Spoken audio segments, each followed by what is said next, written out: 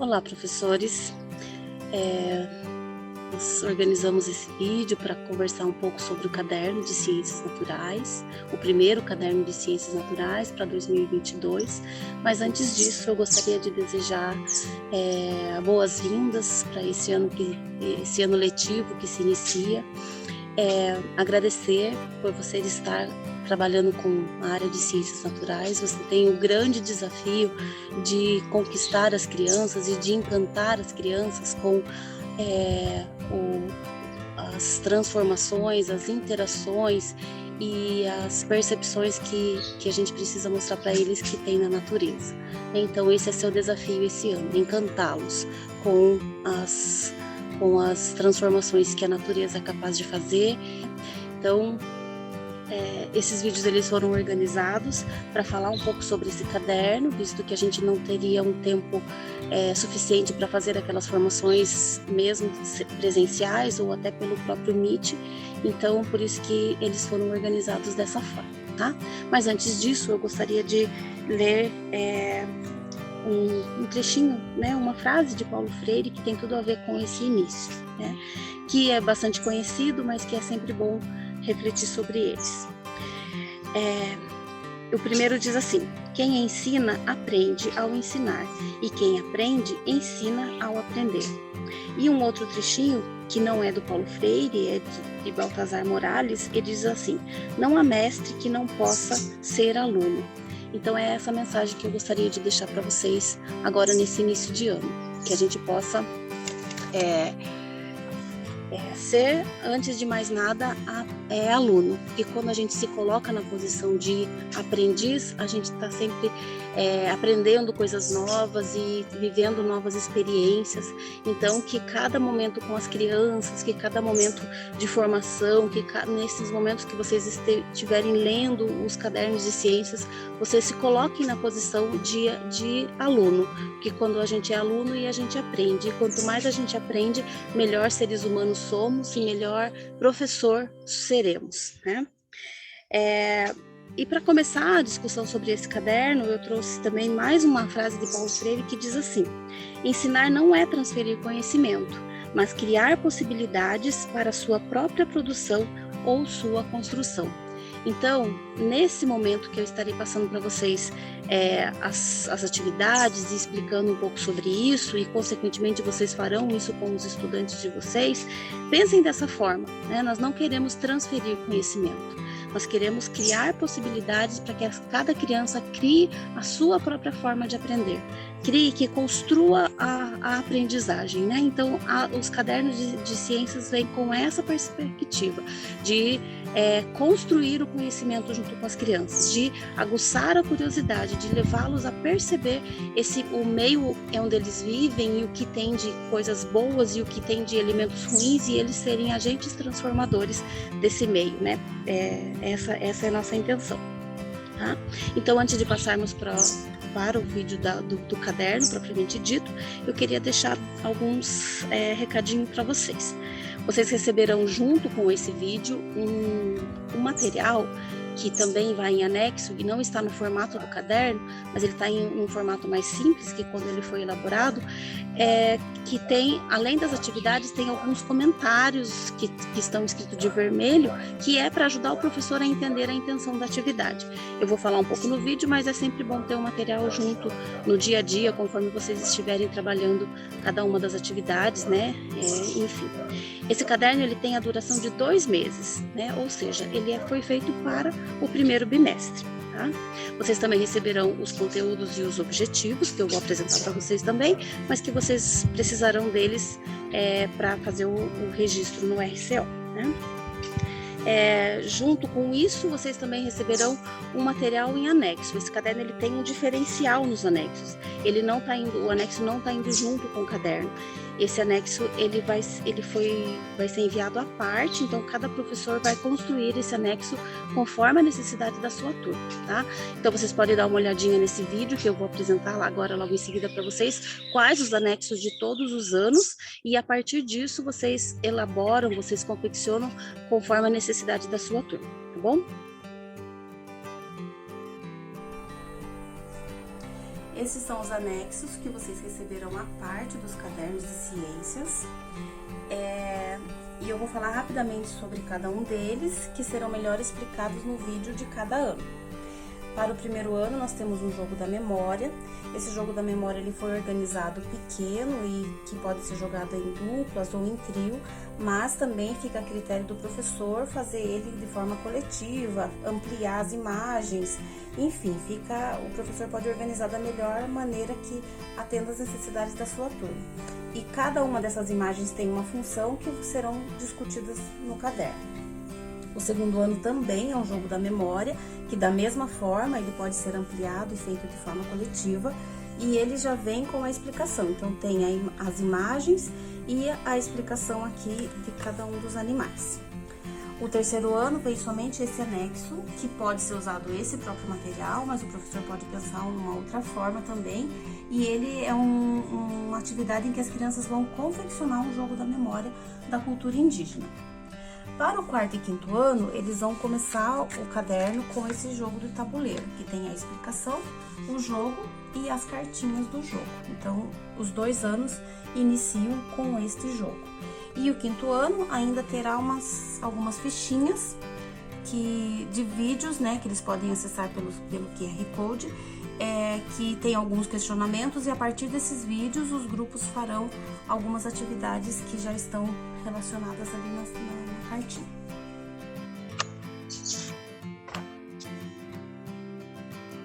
Então, cada um dos cadernos, ele inicia com um texto, né? Então, ele tem um texto, porque nós vamos falar um pouco sobre a cultura indígena no caderno, das 3 áreas que compõem esse caderno, mas nesse caso, né, a gente vai falar um pouco sobre a cultura indígena, da relação da cultura indígena com o meio ambiente, tá? E para a gente falar um pouco sobre isso, nós convidamos o professor doutor Eloy Correia dos Santos, né? Ele carinhosamente escreveu um texto para a gente, ele estuda sobre isso, ele tem bastante conhecimento sobre a cultura indígena, e ele escreveu esse texto inicial do caderno para subsidiar tanto você, professor, professora, como também as discussões que você possa vir a ter com as crianças na sala de aula, tá? Vocês também terão ainda nesse mês de fevereiro uma formação com todas nós da Multiáreas, né, com a Marise, a Sandra, a Luciane no Sol e comigo, que a gente precisa falar um pouco sobre essa cultura indígena e a gente precisa desmistificar e quebrar alguns estereótipos que existem sobre os indígenas quando a gente fala deles. Mas eu gostaria de ler com vocês esse primeiro material, esse primeiro texto, né? E vocês terão outros momentos nas aulas no material que vocês receberão, que vocês conversarão com a Sandra, com a Marise e com a Luna Sol também, tá bom? Então pegue aí o seu material, o caderno, eu tenho ele já, o caderno pronto, mas se você não tem ele, veja o material impresso que você, em PDF que você recebeu, que esse texto está lá para você acompanhar a leitura aqui que eu vou fazer, tá bom? Jogos e brincadeiras da cultura e tradição indígena. Olá, amiguinhos! É com muita satisfação que apresentamos este caderno de atividades pedagógicas para auxiliá-los na sua aprendizagem. Neste material, produzido com muito carinho, vocês encontrarão uma série de atividades que trazem a sabedoria, a tradição e a cultura dos povos nativos do Brasil, através de jogos e brincadeiras indígenas. Os povos originários brasileiros têm muita contribuição na formação do nosso povo, não apenas com palavras como Curitiba, Piraquara, Tamanduá, abacaxi e muitas outras, como também em muitos hábitos alimentares, costumes, crenças, enfim, a cultura brasileira em geral. Mas para início de conversa, vamos tratar de uma questão polêmica, o nome índio. Vocês vão perceber, né, um parênteses aqui do texto, que a gente não está usando o nome índio, a gente está falando indígena, né, e isso tem um motivo que a gente vai só conversar com vocês. Nesse texto a gente traz algumas informações e em outros momentos a gente também vai conversar com vocês. Segundo os dicionários da língua portuguesa, essa palavra significa nativo, natural de um lugar. Mas a explicação histórica usual dos livros didáticos é que esse nome foi dado aos primeiros habitantes do continente americano no processo de colonização. A história, como era contada no passado, dizia que esse nome foi dado por causa de alguns navegadores que se perderam e chegaram no nosso continente, pensando estar em outro lugar. Segundo a história oficial, o navegador italiano Cristóvão Colombo, em nome da coroa espanhola, empreendeu uma viagem em 1492, partindo da Espanha rumo às Índias. Castigados por fortes tempestades, a frota ficou à deriva por muito tempo, até aportar em uma região continental que Colombo, num primeiro momento, imaginou que fosse as Índias. Dessa forma, os habitantes encontrados no novo continente foram chamados genericamente de índios. Hoje sabemos que a história não foi bem assim. As Américas e o Brasil não foram descobertos, já que eram habitados por povos que há muito tempo viviam ali. Cada indivíduo nativo pertence a um determinado povo, com uma cultura própria e uma etnia identificada por uma denominação própria, ou seja, a autodenominação, como é o exemplo do povo Guarani, Ticuna, Caigangue, Terena, entre outros. Segundo a Organização das Nações Unidas, as comunidades, os povos e as nações indígenas são aqueles que, contando com uma continuidade histórica das sociedades anteriores à invasão e à colonização, o que foi desenvolvida em seus territórios, consideram a si mesmo distinto de outros setores da sociedade e estão decididos a conservar, a desenvolver e a transmitir às gerações futuras seus territórios ancestrais e sua identidade étnica, com base na sua existência continuada como povos, em conformidade com seus próprios padrões culturais, as instituições sociais e os sistemas jurídicos. Mas, reconhecendo a importância da construção de uma identidade comum, esses povos chegaram ao entendimento de que poderiam aceitar o nome de povos indígenas ou nativos brasileiros, ou ainda povos originários. Com isso, fortalecendo os laços que os une, articulando e viabilizando a demarcação territorial de todos os povos nativos deste continente.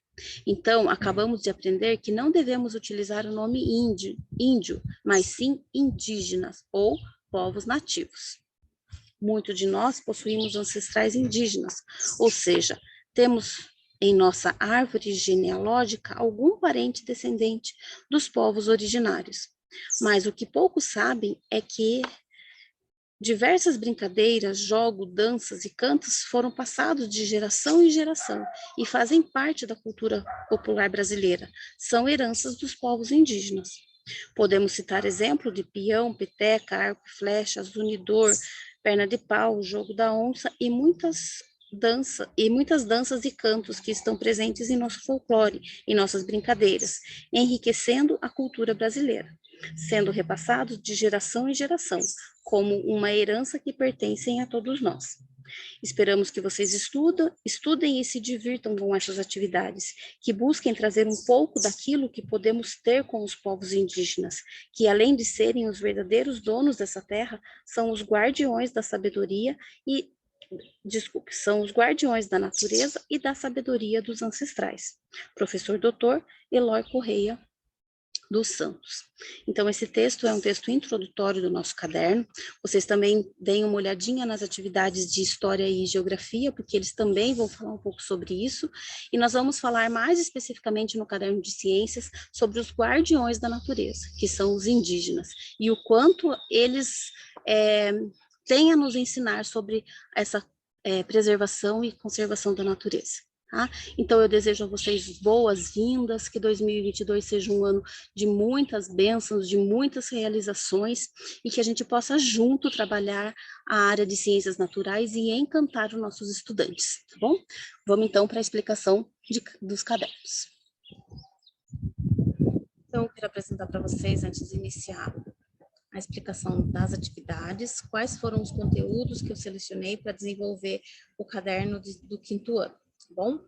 Então, os conteúdos são do 4º ano, tá? Então, eu trouxe algumas atividades ainda de reforço e para sistematizar melhor e para fortalecer algumas coisas que a gente já trabalhou nos anos anteriores, mas que não tinha mediação de vocês. tá? Por isso que eu achei importante trazer esses, esses conteúdos aqui do quarto ano, tá? Que são conteúdos que parecem simples, mas para as crianças, quando não é bem sistematizado, eles não vão perceber as relações que existem no ecossistema e a gente não vai conseguir fazer com que eles olhem para o ecossistema e percebam, por exemplo, a relação do ser humano, a ação do ser humano, que aquele lixo vai afetar de alguma forma negativa aquele ecossistema, né? Enfim. Então, eu trouxe, por isso que eu quis trazer esses conteúdos aqui para iniciar o ano, tá? Mas antes disso, eu trago umas questões disparadoras, que são as mesmas que estão lá no quarto ano, porque provavelmente você que trabalha com o quarto vai trabalhar com o quinto, que são questões que vão disparar, que vão aguçar a curiosidade das crianças para as aulas de ciências naturais, tá? Vou repetir aqui de novo, caso você já tenha ouvido no caderno anterior, que se a gente não trouxer a curiosidade, se a gente não trouxer a atitude investigativa para as aulas de ciências, vai ser uma aula chata, vai ser uma aula que as crianças não vão querer não vão ter prazer em aprender, né? Porque a gente tem que perceber que existem ciências ao todo o nosso redor e que basta a gente olhar. E essa é a intenção dessa primeira atividade aqui do caderno de ciências, primeira atividade, primeiro caderno do ano de 2022, tá bom? Então, os conteúdos são sistema biótico e abiótico nas cadeias e teias alimentares, o ser humano na cadeia e teia alimentar enquanto consumidor, a ação do ser humano nas teias e cadeias alimentares. Então, a gente vai ficar basicamente nisso. E por que o conteúdo fala cadeia e teia alimentar, né? É um conteúdo do quarto ano. No quarto ano, a gente já amplia de cadeia para teia alimentar, tá? Porque a cadeia é um recorte da teia alimentar. Teia alimentar são relações muito maiores que existem. Por exemplo, né, vou dar o exemplo aqui do gavião, aquela imagem básica que a gente sempre vê. O gavião que come o sapo que come o inseto que come a planta. Mas existem muitas outras relações ao redor dessa cadeia alimentar. Então, isso é um recorte de relações muito mais complexas. Tá? E essas relações mais complexas são as teias alimentares, tá bom? Então, os objetivos. Reconhecer que o ambiente é formado por componentes vivos e não vivos, relacionados entre si. Compreender que as ligações entre os sistemas bióticos e abióticos ocorrem por meio de cadeias e teias alimentares. Reconhecer a posição do ser humano na teia e cadeia alimentar enquanto consumidor. Entender que os seres humanos, muito mais que os demais seres vivos, modificam e transformam o ambiente onde vivem. Reconhecer que diversas atividades humanas afetam a biodiversidade, colocando em perigo o equilíbrio natural do ambiente e dos ecossistemas. Identificar as atividades humanas que afetam a biodiversidade e propor alternativas de superação. Compreender que um ecossistema é formado por um conjunto de seres vivos e não vivos, em constantes interações e transformações. Então, a gente vai trabalhar, se vocês perceberem, eles são os mesmos do quarto ano, só que a gente vai trabalhar isso de maneira mais ampliada, eles vão se envolver mais nas atividades, como vocês verão aqui a seguir, tá? Então, as questões disparadoras. Opa, peraí, deixa eu voltar aqui e falar para vocês que essas questões disparadoras, elas não estão relacionadas diretamente a um conteúdo específico, mas elas vão aguçar as crianças a perceber a inter-relação que há entre os elementos vivos e não vivos, tá bom? Então, para esse primeira atividade aqui, você pode colocar, pode registrar os 3 conteúdos, tá bom? Os 3 conteúdos na primeira aula ali, que ele dá conta, a gente está trabalhando indiretamente eles, mas como disparador, né, introdutório. Então, as perguntas, né? O que se estuda nas aulas de ciências naturais? Por que é importante entendermos os fenômenos que acontecem na natureza? Você é uma criança curiosa? Tem alguma curiosidade sobre como acontecem as coisas na natureza, no céu, no seu corpo? Né? Então, pode ser que as crianças falem alguma coisa sobre isso. Você sabia que além dos seres vivos, como os animais, as plantas e nós seres humanos, há outros que não vemos? É nas aulas de ciências que vamos tentar responder e estudar tudo isso. Claro, gente, que você vai perguntar para as crianças, vai ouvi-los, então pergunta a letra A, ouve o que eles têm para te dizer, pergunta a letra B, ouve as curiosidades deles, percebam o que chama a atenção dessas crianças do quinto ano, e a partir disso você vai fazendo um pergunta após pergunta, mas é um momento de conhecer mesmo a turma e de você fazer essa mediação para chamar a atenção deles para a ciência, né? Você sabia que tem ciências em tudo que fazemos e temos? E provavelmente eles não tenham percebido isso, né? E muitas vezes nós, professores, não percebemos isso. Então, as crianças nós vamos lá mediar isso para que eles percebam que sim, há ciências em tudo que nós fazemos e em tudo que temos. E você tem alguma curiosidade sobre como acontecem os fenômenos da vida na natureza ou ainda sobre algum outro acontecimento que você observou e ficou curiosa ou curioso para saber como aconteceu? Então, eles vão registrar aqui algumas curiosidades que eles têm, né? Que eles perceberam, como que acontece isso, como que acontece aquilo. Eles vão registrar e vamos ver o que essa turma mostra para vocês de curiosidades. Responder essas e outras milhares de perguntas e curiosidades nos ajudam a entender que a ciência por toda parte. As pessoas que investigam buscam respostas para perguntas como essas e outras que desvendam os mistérios da natureza, do corpo humano, do universo, são chamados de cientistas ou pesquisadores. E daí eu trouxe aqui para vocês 3 cientistas que são famosos, né, que fizeram grandes descobertas para a humanidade. O primeiro é o Thomas Edison, e uma das suas invenções foi a lâmpada elétrica. A segunda é a Berta Lutz, e nesse QR Code ou no link que eu vou mandar para vocês, tem um vídeo que mostra um pouco sobre como ela começou a observar os anfíbios na natureza e como observar o comportamento deles e fez toda uma pesquisa em cima disso. E 2 cientistas bem atuais, que é a Esther Cedreira Sabino e a Jaqueline Góes, que é essa aqui de baixo, que elas ajudaram a fazer o sequenciamento do genoma do coronavírus. E por que elas foram tão importantes e eu quis colocar elas aqui? Eu quis colocar cientistas atuais, que faz que as crianças consigam fazer relação com a atualidade, mas porque o que elas fizeram também foi muito importante, né? Então, cientistas mulheres. E por que é importante o sequenciamento do genoma do coronavírus? Para que serve esse sequenciamento? Entre as principais utilidades de se mapear o genoma de um vírus está em ajudar a entender o percurso da transmissão e o tempo em que ele está presente em determinada região ou país. Ao desvendar o histórico do coronavírus, autoridades e pesquisadores podem adotar medidas adequadas para tentar conter a sua disseminação. Então, ajuda a entender como que se transmite, quais as coisas que deixam ele mais forte, quais as coisas que deixam ele mais enfraquecido, e assim ajudar a conter o vírus, né? Como, por exemplo, o uso de máscara, o uso de álcool em gel, que o álcool em gel 70%, não qualquer álcool, que ajudava a disseminar o vírus, e entre outras coisas, né? Então, esse sequenciamento ajudou nisso, a entender o comportamento do vírus. E daí aqui também, né, eu trago um outro cientista que são os biólogos, que tem a ver com a nossa aula, né? Então, os cientistas e pesquisadores, além de descobrirem ou investigarem coisas importantes para a humanidade, como esses exemplos que a professora mostrou, eles podem ser cientistas que usam conhecimentos para proteger a natureza, pois conhecem as ações humanas que interferem e prejudicam o meio ambiente e os seres vivos.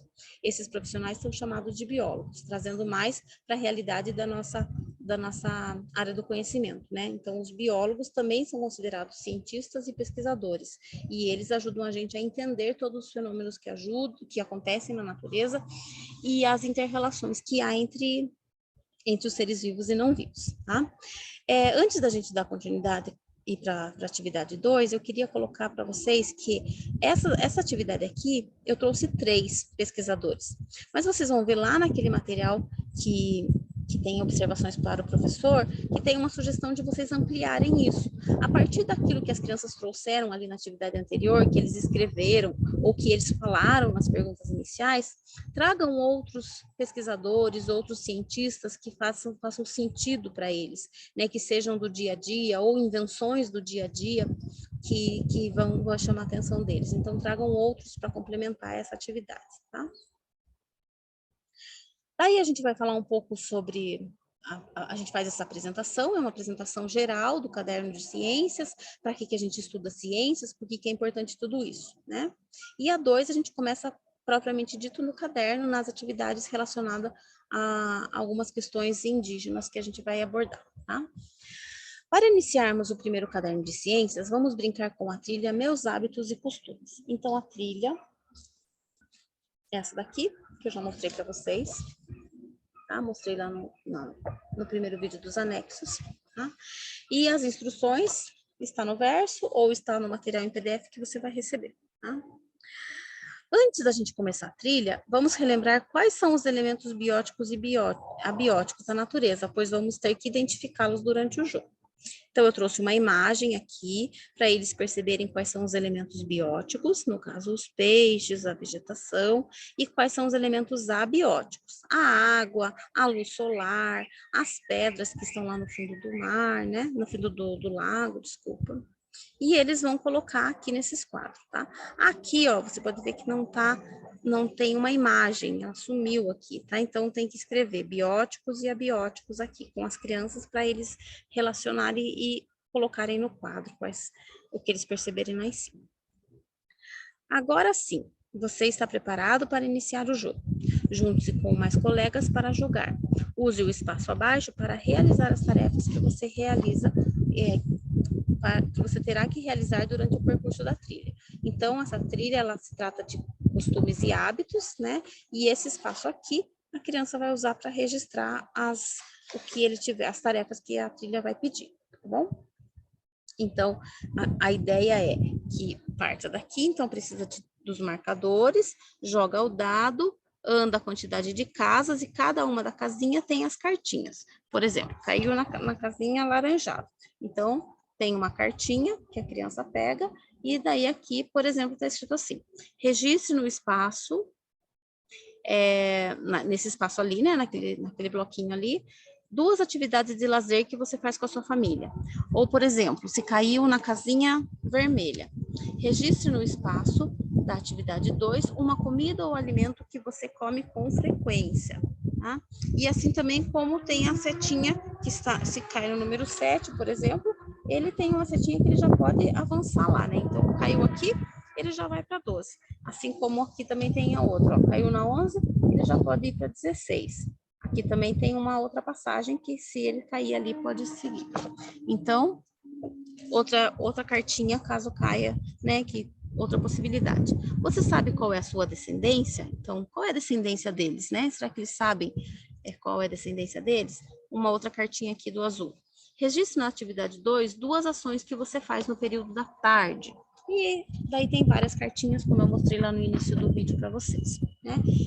Essas informações vão servir para que a criança perceba que muitos dos costumes que eles têm se originam de diferentes povos, porque o povo brasileiro, como diz aqui, ó, é um povo miscigenado.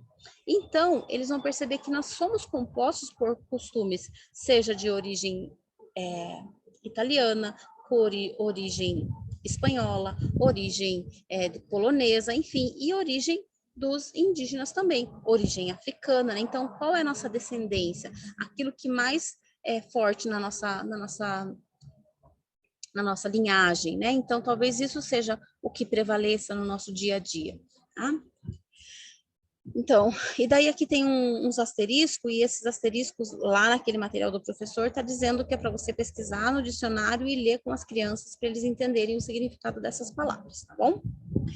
Então, os principais grupos que formam o povo brasileiro são os povos indígenas, africanos e imigrantes europeus e asiáticos. Então, consequentemente, nós teremos costumes desses povos. E é sobre um desses povos que vamos estudar, sobre os povos indígenas do Brasil, pois muitos dos nossos hábitos e costumes descendem deles. Porém, com a tecnologia, o consumismo e a vida cheia de afazeres, nós não percebemos mais isso. E os povos indígenas têm muito a nos ensinar. Então, a gente vai se atentar para esses costumes que fazem parte do nosso dia a dia e que são dos povos indígenas, tá? Os povos indígenas habitam em território brasileiro muito antes dos europeus. Olha aqui, europeus, ó, para a gente fazer uma pesquisa. Iniciarem a colonização no Brasil. Mas como eles chegaram até aqui? Então, como a gente vai dar um foco nos povos indígenas e nos hábitos e costumes indígenas que a gente tem no nosso dia a dia, eu quis trazer um pouco sobre isso. porque como a gente viu lá naquele texto inicial, Cristóvão Colombo não descobriu o Brasil, já tinha pessoas morando aqui, né, habitando o território, o continente da América, as Américas que eles falavam, né? Então eles não descobriram, né? Eles colonizaram, mas já tinha pessoas que eram os indígenas. E daí a gente faz essa pergunta para eles: como eles chegaram até aqui? E vocês podem inclusive mostrar no mapa isso para que eles percebam que como será que eles chegaram, porque eles precisavam atravessar o oceano, né? Tem uma das teorias que diz que esse povoamento das Américas, eles começaram com o cruzamento desse estreito, né, que mostra aqui, ó. Então, no mapa mostra que existe uma passagem muito estreita ali, que muitas vezes, quando estava congelada, eles conseguiam passar. E eles seguiam acompanhando uma manada de mamute, que é um elefante já extinto. Então, eles faziam essa passagem por ali, quando estava congelado. E daí eles conseguiram ocupar as Américas. Tá? É importante dizer que é uma das teorias, né? Então, existem outras também. Os indígenas brasileiros não são formados por um único povo. Na verdade, o Brasil é composto por diferentes etnias indígenas, e são deles que originam muitos dos nossos costumes. Então, agora a gente vai, depois que a gente leu isso com eles, a gente vai retomar lá o que eles escreveram. Então, com a ajuda da professora, leia as informações sobre os hábitos e costumes dos indígenas no quadro abaixo. E quando identificar algum que você anotou durante o jogo da trilha, pinte-os, tá? Então, eles anotaram várias coisas durante a trilha e agora a gente vai ler com eles alguns hábitos indígenas para ver se eles conseguem identificar alguns que eles colocaram lá, tá? Eu trouxe aqui uma imagem dos diferentes povos indígenas para a gente já quebrar esse estereótipo de que existe somente um costume indígena, que existe somente um povo indígena, mas não existe, existem vários povos indígenas e com costumes diferentes. A gente pode ver que eles se pintam, eles usam ornamentos de formas diferentes e a gente precisa entender para respeitar e para quebrar esse estereótipo de índio, né, que a gente falou lá no começo. Então, aqui tem algumas informações, e quando eles se identificarem, quando eles estiverem escrito lá na tabelinha deles, eles vão pintar, tá bom? Para ver quem que vai ter mais hábitos indígenas no seu dia a dia, né? E mais do que ganhar o jogo é levá-los a essa percepção de quantas coisas indígenas que a gente faz. Você pode ampliar isso daqui, professor, eu trouxe 1, 2, 3, 4, 5, né? Por questão de espaço, eu não conseguia colocar mais informações, mas a gente sabe que se a gente pesquisar na internet tem muitas outras coisas que são da cultura indígena e que a gente tem no nosso dia a dia, né? O cupuaçu, o caju e a farinha de mandioca, o hábito de comer frutas e peixes são algumas das influências da cultura indígena na culinária brasileira. A vontade de andar descalço foi um outro hábito que herdamos dos indígenas. Geralmente, quando chegamos em casa após um dia inteiro de trabalho ou estudo, a primeira coisa que fazemos é retirar o calçado e ficar um certo tempo descalço. Muitas pessoas têm o hábito de sempre andar descalço quando estão em suas casas. O hábito de tomar banho todos os dias e até várias vezes ao dia nós herdamos dos indígenas. O uso de ervas medicinais para tratar doenças também é outro exemplo, né? Você ou alguém da sua família tem o costume de tomar um chazinho quando não se sente bem? O lazer com brincadeiras como peteca, perna de pau e outras que você viu ou verá nas atividades de história e geografia também são heranças indígenas, tá? Então, se eles identificarem essas ou outras que você traga, eles podem pintar lá no quadro que eles preencheram, tá? Aí a próxima atividade, eu até coloquei uma observação aqui, porque a gente vai trabalhar, pensar numa exposição, tá? Então, a ideia é que você destine 2 ou 3 aulas para a organização do grupo, para a definição dos temas e para a confecção dos cartazes e da exposição, tá? Então, a gente ainda está falando da cultura indígena. Organize uma exposição sobre a cultura indígena presente no nosso cotidiano.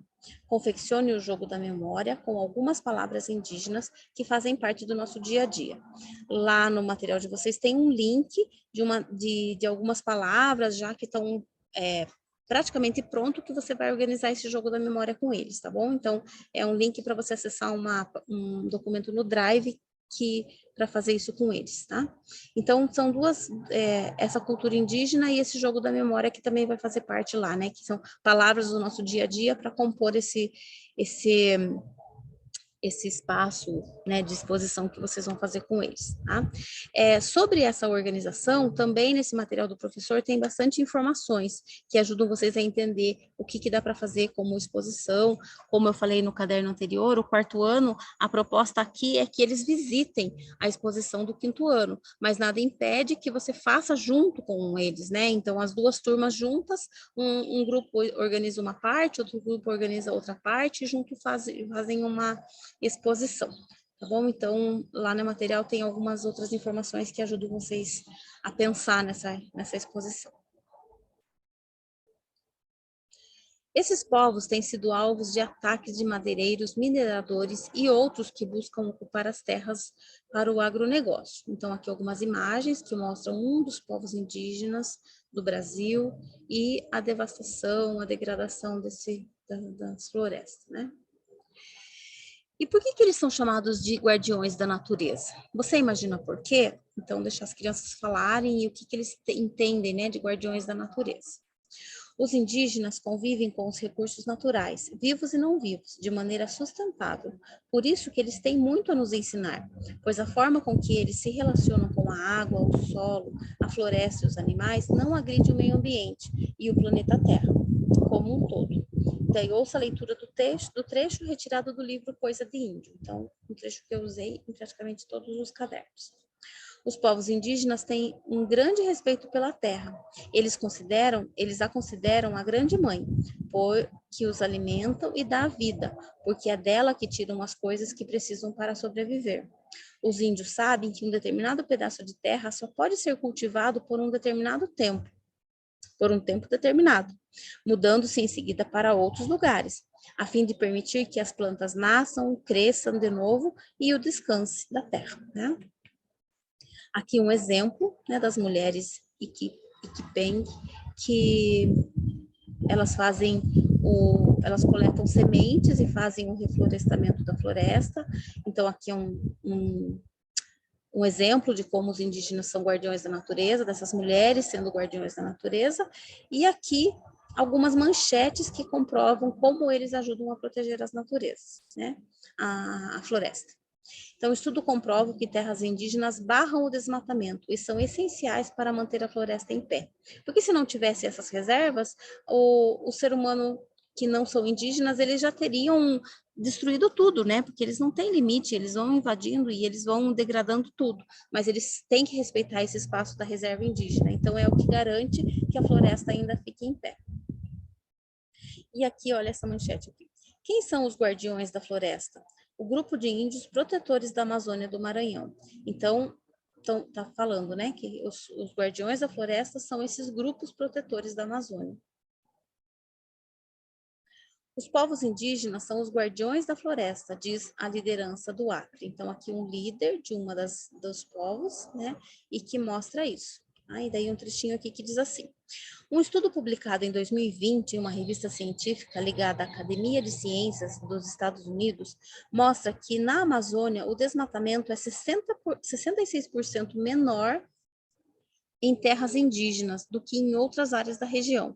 Além disso, esses locais protegidos emitem quantidade mínima de carbono na atmosfera, com impactos inexpressivos para o aquecimento global. Então, esses espaços que não são devastados, eles ainda emitem uma quantidade mínima de carbono, ou seja,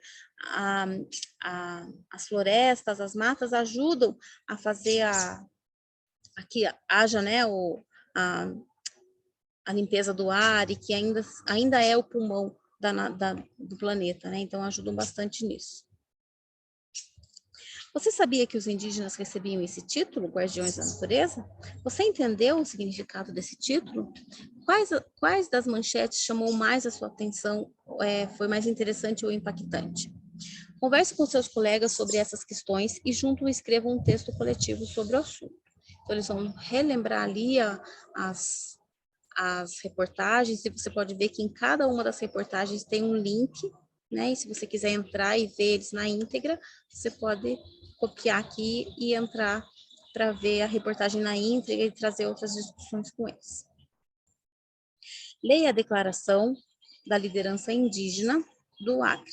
Perceba a relação que os indígenas têm com a natureza. E depois de ler, converse com os colegas. Ele disse assim: a floresta é a nossa vida, então a gente cuida para que os rios estejam vivos, as matas estejam vivas, os animais e toda a fauna. Isso é parte de nossa vida. Sem isso, nós não podemos crescer, não podemos ser completos. Então, a nossa natureza, o nosso espírito já vem com essa responsabilidade de cuidar bem. Então, é essa relação que eles têm com a natureza. Daí aqui eu trouxe alguns exemplos de como os povos indígenas do Xingu sofrem com o desmatamento da Amazônia, né? Então, eles protestam, eles estão sempre pensando nisso e trazer para a consciência e trazer o cuidado da natureza, porque eles sabem, eles vivem as consequências do desmatamento ao redor, né? Então, aqui eu trouxe no mapa, né, um trechinho no mapa mostrando aonde fica esse território indígena do Xingu e uma imagem real aqui, como você pode ver que tem até uns desmatamentos próximo ali deles, né? E como que é organizado as casas, como que é organizada a comunidade deles. Que também não são todas iguais, né? Vocês vão ver isso em algum dos cadernos de geografia, que as organizações das casas deles são diferentes. Então, eu trago um textinho que explica um pouco sobre isso.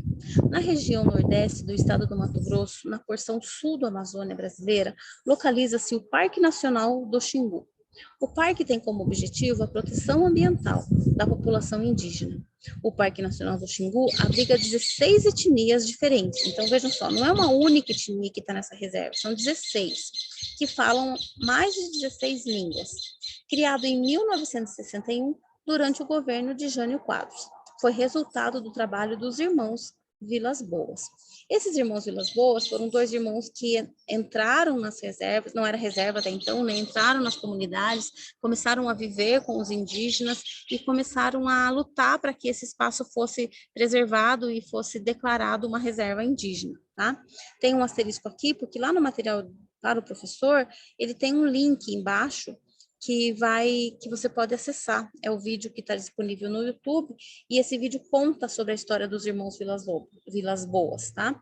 Só que lembrando que esse vídeo não é para as crianças, não é um vídeo adequado para as crianças, é um vídeo para que, um filme, na verdade, para que seja um material de subsídio para o professor, tá? Mas não é adequado para levar para as crianças.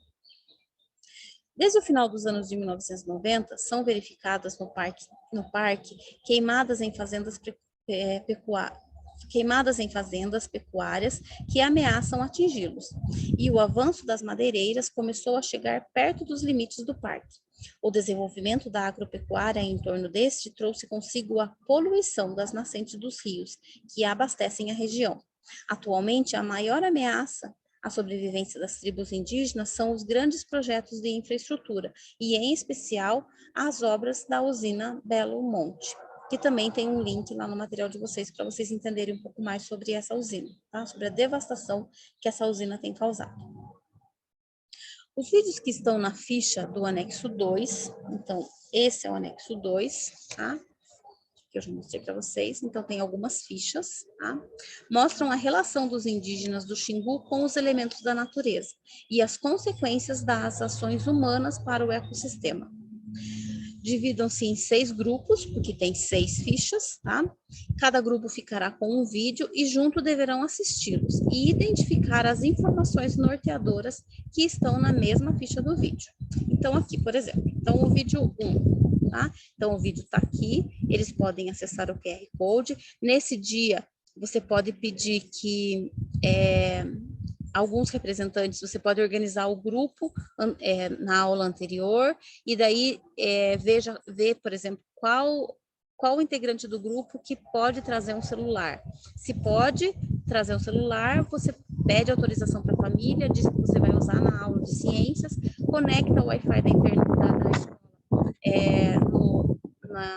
no celular dessa criança, para que esse grupo consiga assistir o vídeo que está nesse QR Code, tá bom? Então, eles vão acessar o QR Code, que eu também vou mandar os links para vocês. Tá? Então, essa é uma sugestão de como que pode ser desenvolvida essa atividade. Tá? Então, aqui, por exemplo, esses vídeos, eles fazem parte de um vídeo maior que se chama Para Onde Foram as Andorinhas. Então, é um vídeo que mostra essa relação indígena lá do Parque do Xingu, e eles vão mostrando para a gente qual é a interferência dos seres humanos fora da aldeia, que está afetando as aldeias, que está afetando o ecossistema dentro das reservas deles. Então, o primeiro vídeo, ele fala assim, as queimadas na floresta. Então, já tem algumas questões aqui para eles responderem. Então, diz assim, após assistir o vídeo, respondam. Por que o vídeo recebeu esse nome? Né? O que as queimadas estão causando?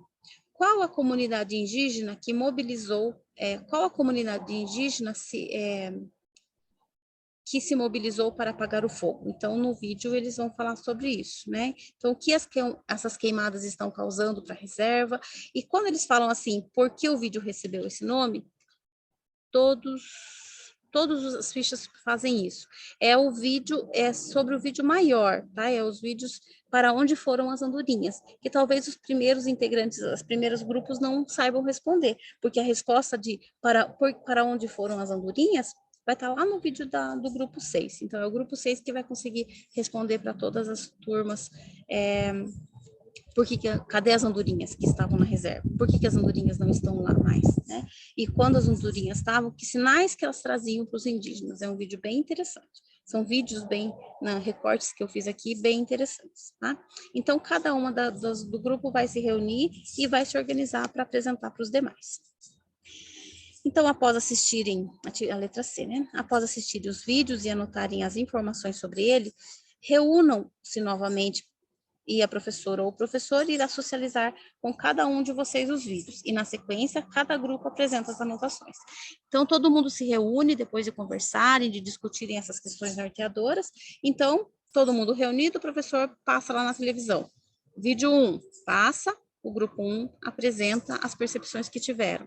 Depois, então, os vídeos serão vistos por todos no final, né? Passa o vídeo 1, o grupo 1 apresenta. Passa o vídeo 2, o grupo 2 apresenta.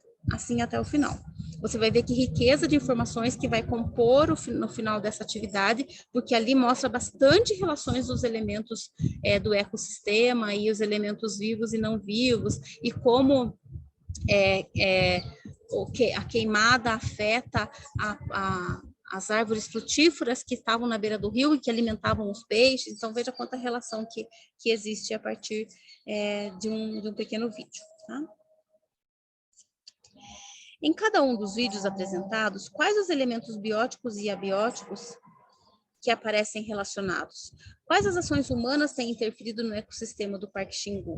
Então, uma pergunta geral para que todos respondam ali, né? Então, quais os elementos bióticos e abióticos? Então, alguns vão falar do ar, que foi contaminado pelos agrotóxicos e que é o elemento abiótico, que trouxe consequências para a plantação dentro da reserva. Outros vão falar das queimadas, que queimaram as árvores frutíferas e os peixes não se alimentavam mais das frutas que caíam na beira do rio, e tantos outros que você vai ver ali. Será que isso só acontece no Parque Nacional do Xingu?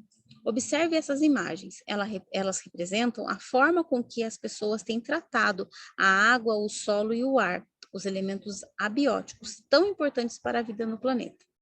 Então, aqui algumas, né? Então, a água contaminada por lixos e resíduos industriais, o solo contaminado tanto pelo lixo também como por agrotóxicos, o ar poluído por fumaças e por queimadas e pelas indústrias.